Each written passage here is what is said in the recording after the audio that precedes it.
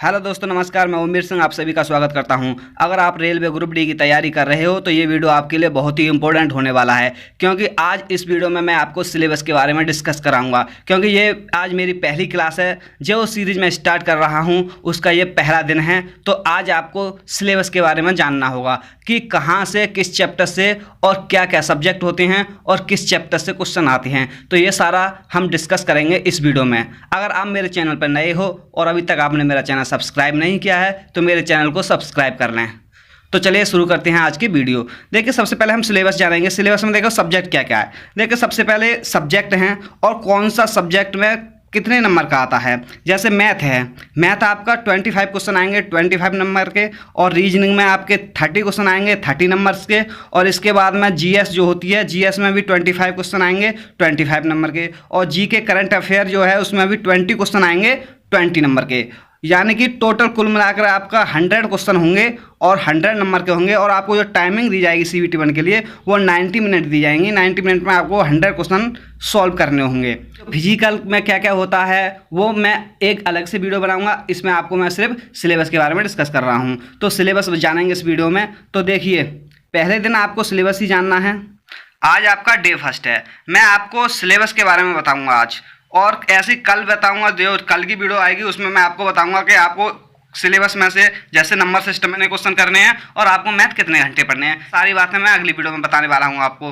तो आज के पहले वीडियो में पहला दिन है तो आप सिलेबस का डिस्कस करेंगे, सिलेबस के बारे में जानेंगे। और एक कॉपी पेन लेके बैठिएगा ताकि आप नोट कर सको कि मैथ में ये चैप्टर हैं और हमें ये चैप्टर कंप्लीट करने हैं। और जो चैप्टर कंप्लीट होता जाए और उस पर टिक करते हैं कि ये चैप्टर मैंने पढ़ लिया है। और फिर मैं दोबारा रिवाइज कराऊंगा तो दोबारा डबल चेक कर दें उस पर, जिससे कि आपको पता चले कि ये चैप्टर मैंने 2 बार पढ़ लिया है। तो चलिए शुरू करते हैं। मैथ का सिलेबस देखते हैं हम। देखिए, मैथ में क्या क्या आता है।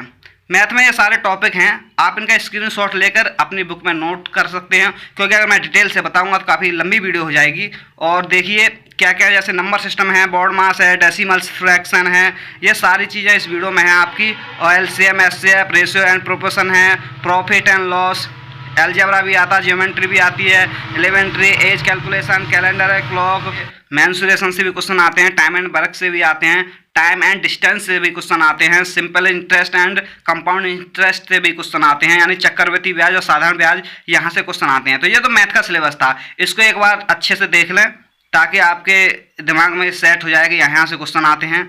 इसके बाद आता है आपका रीजनिंग। अब इसी प्रकार से आपका रीजनिंग में होता है।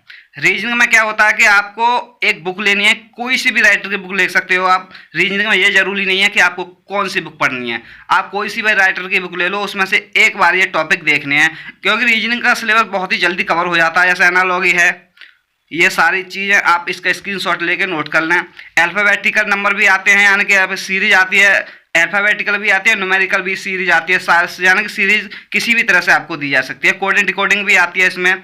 और मैथमेटिकल ऑपरेशन जो होते हैं वो मैथमेटिकल क्वेश्चन होते हैं, जैसे 2x×3 प्लस, और उसमें कह दिया जाता है प्लस का मतलब आपका माइनस, माइनस का मतलब प्लस, इस तरह से क्वेश्चन आते हैं। और रिलेशनशिप के भी क्वेश्चन आते हैं, सिलोगिज्म के भी आते हैं, जंबलिंग, वेन डायग्राम, ये सारे टॉपिक इसमें आपको देखने को मिलेंगे। और classification, direction, statement and argument, ये बहुत ही इंपॉर्टेंट टॉपिक है। आपको इस पर सबसे ज़्यादा फोकस करना है, क्योंकि 4 से 5 क्वेश्चन इसी टॉपिक से आते हैं रीजनिंग में। 4 से 5 क्वेश्चन इसी टॉपिक पर आते हैं। सिलोगिज्म और ये स्टेटमेंट एंड आर्गुमेंट, ये बहुत ही इंपॉर्टेंट टॉपिक हैं।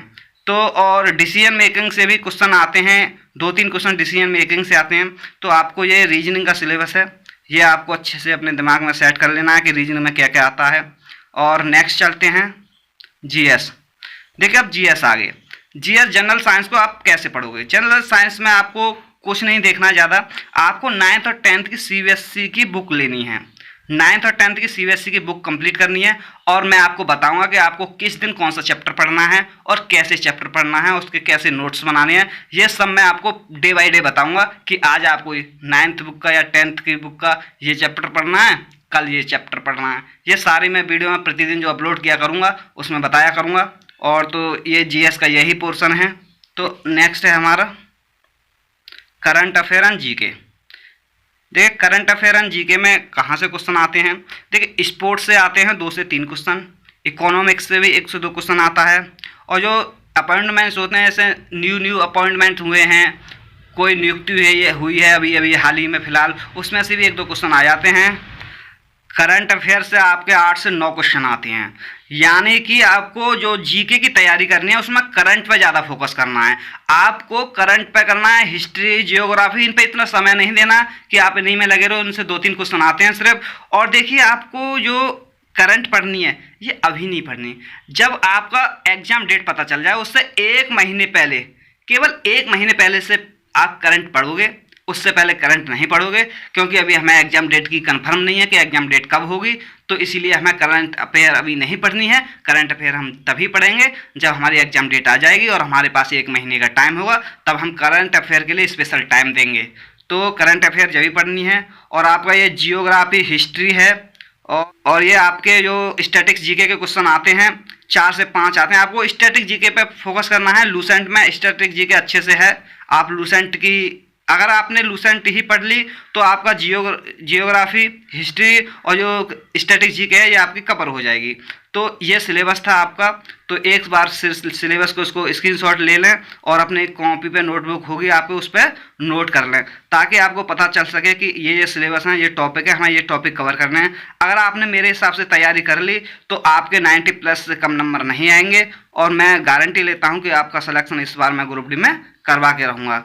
तो मेरी वीडियो अगर अच्छी लगी हो तो एक बार फिर से वीडियो को ज़्यादा से ज़्यादा शेयर करें, ताकि आपके दोस्तों में जो होंगे उनको भी इसका फ़ायदा मिल सके, उनकी भी तैयारी अच्छे से हो सके। तो थैंक यू, धन्यवाद।